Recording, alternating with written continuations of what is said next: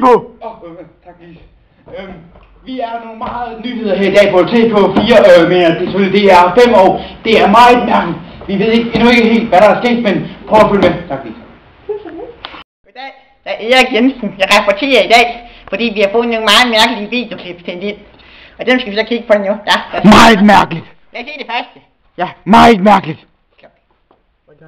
Så.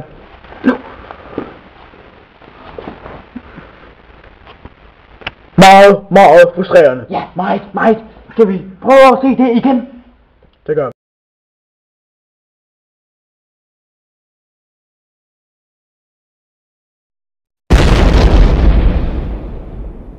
Velkommen til DR5 Sport.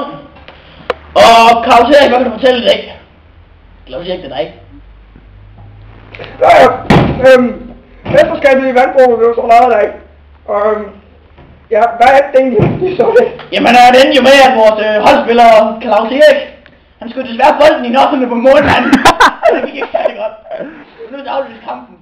Men vi fortsætter så senere på dagen ved kl. 5-tiden. Vi kunne jo så ikke spille bolden hele kampen, fordi der er nogen, der skulle i seng jo. Blandt andet Benjamin. Og til basketball. I dag spiller FC Nordsjælland mod Røgle. Og Røgle starter ud med at ligge rigtig godt foran, men senere. Selvmål. Fantastisk. Lad os kom med herover, så prøver vi at give en genreaktion. Kom.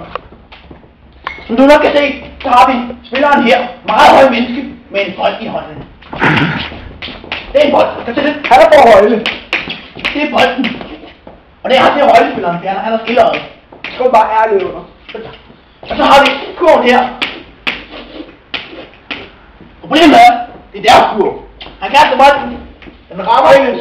Ruer tilbage i deres egen kurv, som er her. Og så tager de! Fandme ja. Men vi har fået et Også på fodbold. I dag spillede OB mod FC Midtjylland. Og det startede med dommeren, han tog bolden og løb ud. Det kan ikke så godt. Men vi har fået et brev af fra en ivrig læser. Er du ikke dommer for FC Midtjylland og OB-kampen?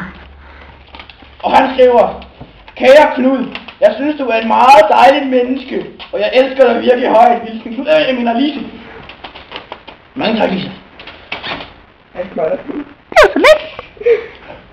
Nå, men du har med sporten i dag. Så skriv